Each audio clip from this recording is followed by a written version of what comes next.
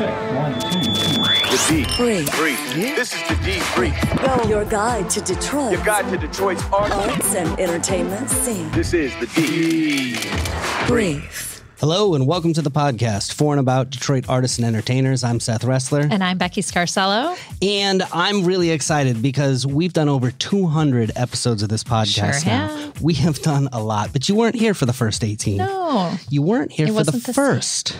No. We have returning is our very first guest ever on the podcast. Look how excited he is. I'm excited. This is a funny dude. I'm not sure I've ever been anyone's first. So this is a big thing for me. Congratulations. Yeah. Stand-up comedian Zach Martina. It is so great to have you back on the show. I'm happy to be back. Thank you so much for fitting me in. You know, you were our first guest back when Mike Jeter, who's another fellow comedian, was co-hosting this podcast. He and I actually, I don't know if you know this, we interviewed you like 3 times when you weren't there as practice. I vaguely remember maybe Mike telling me something about that. Yeah. That's hilarious. Yes. So what did that go like? Like what is imaginary me like? You're much more talkative in person. It was a little flat. Yeah. Much more talkative and loud in person. So you have a brand new album out. It's called Not the Worst Dad. That is it. Not the Worst Dad. And I did not name it. My daughters did. So that is from their mouths, not mine. They literally like, well, you're not the worst. Yeah, that's it. I always let them name the albums and like kind of help me with the artwork on it. And so they named the first one. They named the first one Skunk Man. And I asked why. And they said, because I fart all the time. Okay. But, you know, that's what dads do. And then here we are. And I had a few choices for them. And they were adamant that it is not the worst dad. So we went with Not the Worst Dad. I like those girls. Okay. Yeah, they're fun. How old are they? They're 7 and 9. Okay. Prime funniness. Full of personality. And is there a gene? Is there a comedy gene? And do they have it? I don't know. If it maybe. I don't know. I think it's more taught than anything, but I think there is something about having it. Here's the thing about my daughters. My oldest daughter is hysterical in just who she is, but she doesn't know she's being funny, but she's hysterical. And then my youngest daughter absolutely knows she's being funny. Like she's got the timing down and she's like, she's kind of always studying when people are like, okay, I'm going to keep rolling with this. And she trusts her instincts and goes stream of consciousness, where my oldest daughter is just, it's just her. Just her being is funny. Yeah. But it's like, I would say it's both their beings. It's just, it's odd. It's different, you know? Yeah. Cool. So yeah. Well, we're glad you're here. Hang out and have a good time. Let's do it.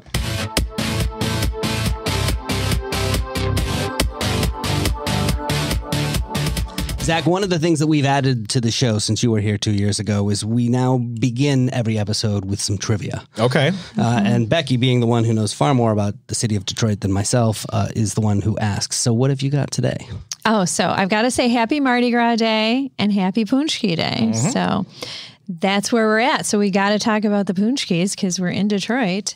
So Punchki, incidentally, that's the plural. Okay. So single is a punchek. So if you're just talking like I'm just going to have one, it's punchek. But no one in the Midwest admits to one. That's why you barely know that word, right? Because that's the trivia. Right. So we'll get that out of the way. But Hamtramck, of course, center of it all for this celebration and Polish heritage, even though today only 7% of residents claim Polish ancestry in Hamtramck anymore. Yes. Wow. But the tradition obviously still lives on. So there's an eating contest of the punchki every year. In 2019, the winner won by eating 8 1/4, which I didn't think sounded like that many. But anyway, that's what happened. How many did the winner eat in 2015? I've got 4 choices for you. 14, 6 1/2, 23, or 18. It can't be 6 1/2. I'm gonna go ahead and we're gonna take that one out right now for me. Okay. 6 1/2 can't be. All right. 23. I don't think they made it to March 1st. If they had 23, I think their body shut down on them, and they turned into the jelly. At the very least, they lost both their feet. Clearly.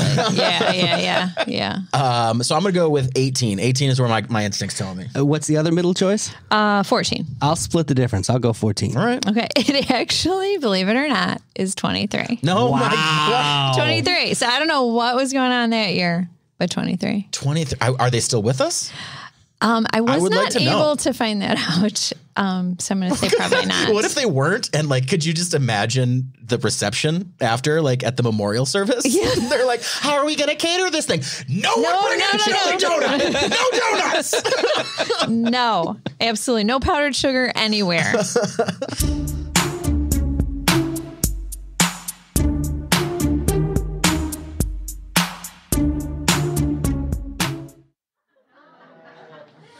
Yeah, I know I'm sweating up here. I don't, listen, this is what I ooze, perspiration. I don't ooze sexual energy, okay?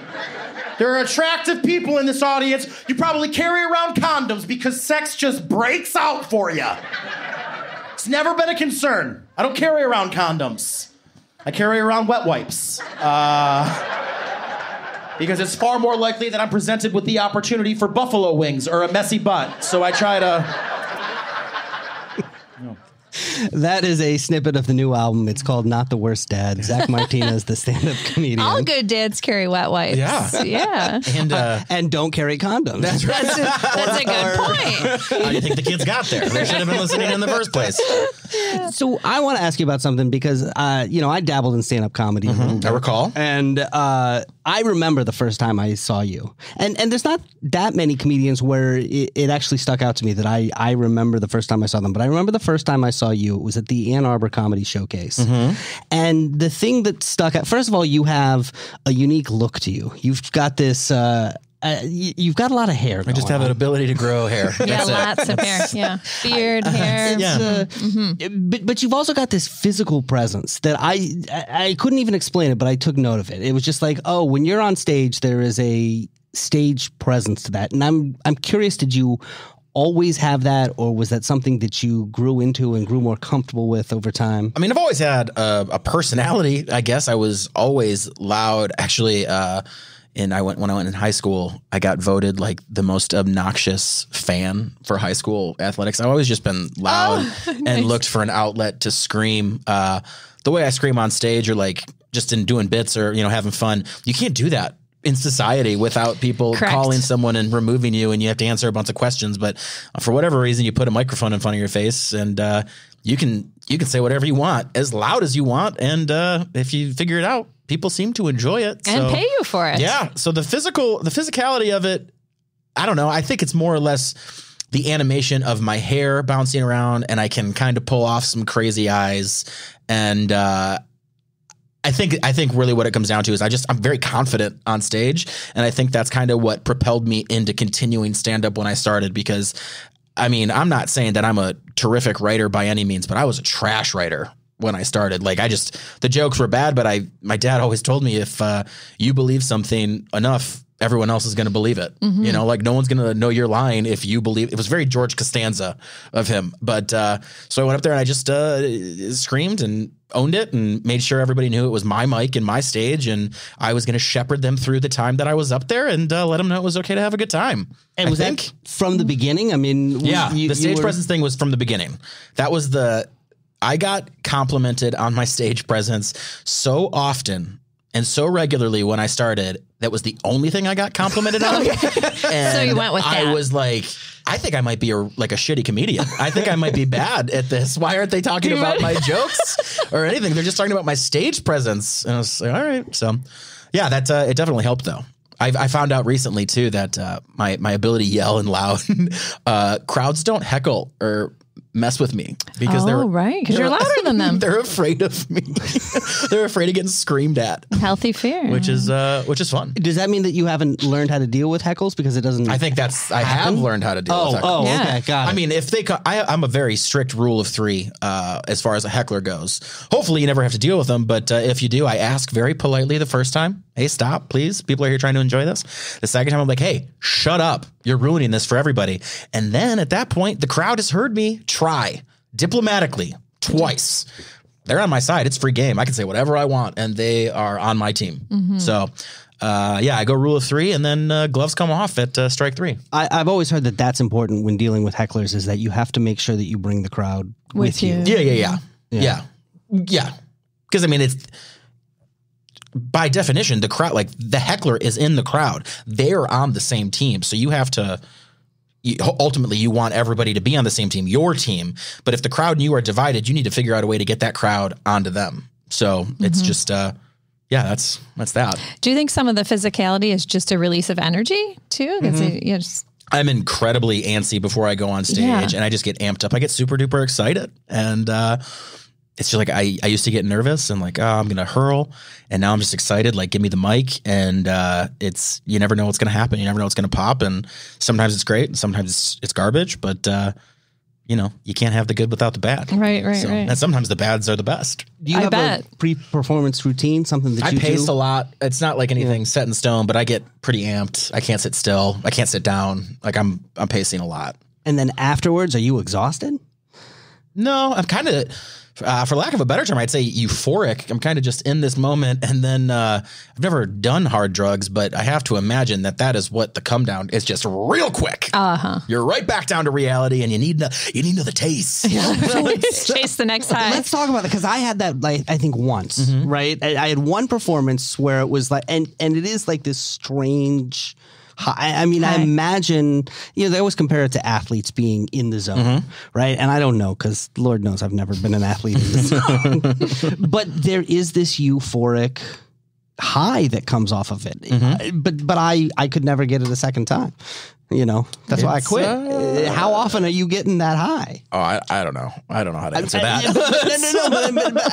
I mean, I'm serious. How often I get it. Euphoria? I get it. But I mean, like I said, I'm very animated on stage, and I'm very in the moment. I learned very on from one of my favorite comics who has been instrumental in helping me get to, where I am as a comic. He told me, he drilled it into my head. It's so important to just be in the moment and have fun. Your jokes well enough. Those should be your safety cushion, your beanbag, and you'll fall back on them. If it goes bad, you can get into the jokes and get them back. But if you're riding a wave, just go with it, see what happens, and ride it. So who was this who said that? Rory Scovel. Okay. Yeah. Yep. He's great. He's absolutely terrific. And he was very kind to me when he had no reason to be. So that's the best. Yeah. There's been a few comics out there like that.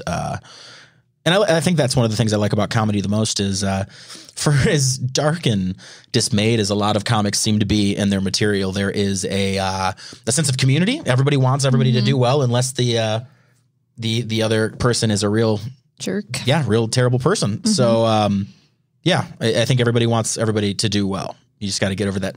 When you see your buddies doing well, you just got to get over that real brief, quick, why not me? Envy, yeah. And then be like, but no, they're great. I've hung out with them so many times. I'm genuinely a fan of them. So I'm I want to ask about the impersonations you do, because you do these impersonations of Matt Patricia, the football coach. I don't think I do them well. I just have a beard. They hired him. I was like, I can do this. No, but a lot of guys have beards, and they're not doing it. But you do look like him. I mean, do. Talk a little bit about the videos and how that came about. And one of the few things in this world that I'm actually knowledgeable about is football, and particularly the Lions. I know it. I can discuss it. I can have an intelligent conversation. And I cannot say that about a lot of things. So when they hired him, my daughters and my wife had got me a green screen for Father's Day a year before, maybe 2 years before, and I had just never really figured out a way to use it. And then they hired him, and I was like, well, I've been looking for a reason. I can get that backdrop. I've got enough Lions gear. Let's figure it out. And I really, when he came in, I thought I'm like, oh my gosh, I'm going to be able to do this. We're going to go into the playoffs. People are going to see these. It's going to be terrific. And we just started blowing it for the past 2 years. It's been bad. People think I'm mean, but they play like garbage, and I've been hurt enough. Okay. Yeah. I can't take it anymore. I want to do positive press conferences. I want him to win. I want to use his likeness to springboard me into just a level of local fame so I can go do their Detroit Lions gigs. But I'll probably never get them. It's far more likely that they're going to continue to lose, and I'm going to get a cease and desist letter from the Detroit Lions organization. And if that's the case, then I win, okay? Everyone will hear about that. Have you gotten any reaction from the Lions? Not directly from the Lions, but I do know that people inside the organization have seen it. Okay. Yeah. Word is. So, and have they given you any reviews? Yeah, the one review was not let's just say they were disappointed. That's how we'll put it down. They were disappointed in my comedy. So.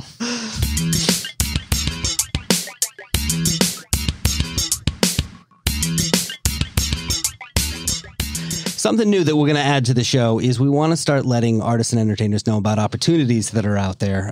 This is a big thing of what we do here at the podcast. So I want to mention the Motor City Comedy Festival, which is returning in September. They've been putting a lot of work to get this together. Third or fourth year, they bring in some of the biggest names from all over the country. I mean, it's always a fun time. You've been involved with it? The first year I was. The last 2 years, unfortunately, one or two. Last 2 years I was working. The second year I was working with actually a guy who's going to be at the Ann Arbor Comedy Showcase this weekend, Joe List, who has been on Letterman. He's got his own podcast called Tuesdays with Stories. He hosts with Mark Normand, who was at the Comedy Castle last week. Terrific guy. If you guys are around Ann Arbor, you should definitely go see Joe List. He is a real mensch, and if you listen to his podcast, you'll know what that means. But I was working with him the first year, and then the third year I was on the road. So I was just there for the first year, but I've heard nothing but great things from the past 2 years, and my personal experience in the first year was it was a blast. They work real hard on it. Well, and I actually did a workshop on podcasts for Detroit's right. last year's comedy festival. If you are a comedian or if you know somebody who's a comedian and they are interested in performing at the Motor City Comedy Festival this fall, they are accepting early submissions until March 10th. After that, the price of submitting goes up, but they'll be taking submissions until the end of May. And you guys should know, too, that those submission fees that you're like, oh, I have to submit to perform as a part of this festival, those submission fees go to paying for the nationally touring headliners that have been on, Comedy Central and Netflix and all those touring guys. So in order to get those comics into the festival, they rely on the featured performers, the showcase performers to help get them there. Yeah, and the organizers work really hard on this. You can get all the details over at motorcitycomedyfest.com. Becky, let's get into shout-outs. Who you want to give a shout-out to this week? So this is somewhat of an opportunity as well. So it's bridging the two. But Detroit Month of Design, that's coming up in September. I know it seems a ways off, but they've opened the call to designers for entries. So, and the deadline is April 13th. So these opportunities are really robust, and the projects you can come up with might be pretty intensive. So that's given the lead time here. But you can propose an event, you can design an experience. There's grants and prizes. There's money on the table to execute your vision. As if you're a fashion designer, if you do accessories, if you want to be in a neighborhood retail space with what you've designed, or if you're a commercial business, any kind, like a coffee shop or restaurant, you can submit the design that went into your space to this competition. So there's a whole bunch of ways. The whole month of September is all facets of design and all about it. Tons of different events. So the best way to look it up is go to designcore.org. That's who organizes the whole thing. Click on Month of Design and then apply, and you'll see all these different categories, even down to you can just volunteer your space, your venue for an event. So it's super great. If you're anything in the design world, you want to get involved. So check it out. Cool. What about you, Zach? Anybody you want to give a shout out to?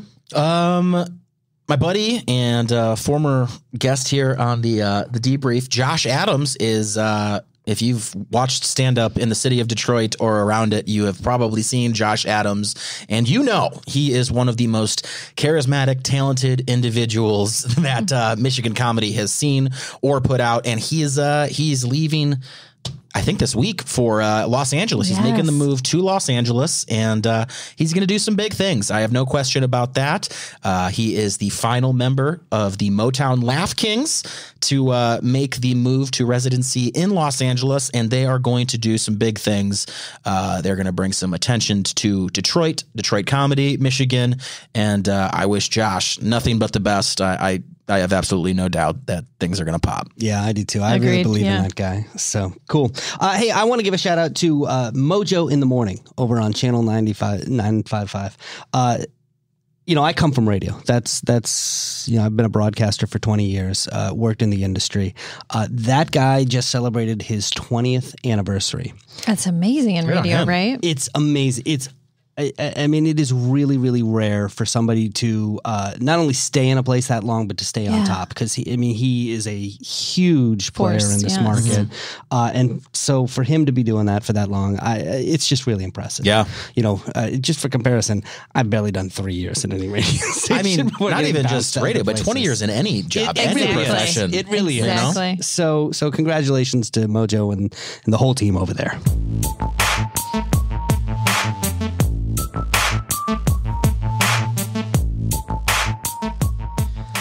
Zach Martina, the new album is called Not the Worst Dad, and people can find you online. The website is Zach, Z-A-C-H, with a Z.com. It's all spelled out. Yes. Zach with a Z.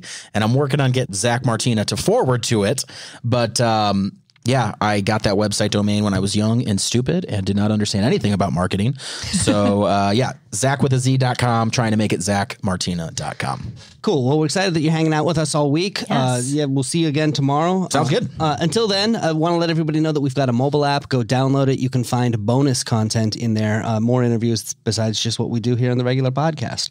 Becky, let's close out with a song. Sure. I've got Single Forever by Rocky Wallace. If you like strong female singers, you're going to like her. Aretha Franklin, Amy Winehouse. Those are two of her favorites and inspirations. We are hosting a show, The Debrief, at the Willis Show Bar there in Midtown on this Thursday. There'll be live sets of music at 8 and 10 p.m. and some DJs and pop-up food. Great night out. You'll find my interview about Rocky also online on our website and on Facebook. So you can check her out at Everything Rocky on all social media. But for now, here's her song Single Forever. Cool. We'll see you tomorrow. Until then, Detroit's moving. Bye-bye. Keep up. One night out of 365 was all that it took to realize I don't know the look.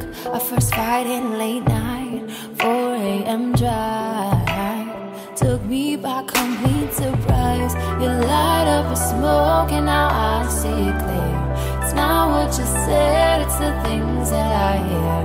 With what you did, it's my thoughts you provoked. And I know with the lies, and who you are was a myth in my mind. If this is love, how many nights am I gonna spend awake by your side? If this is love, why do you fall apart and take up your arms and go smashing my heart? If this is love, I'm gonna be single forever.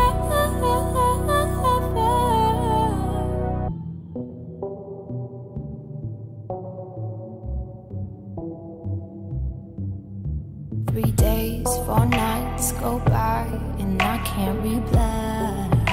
I watch the roses you send die. Nothing you can say can make this go any other way. I know that you know I won't stay.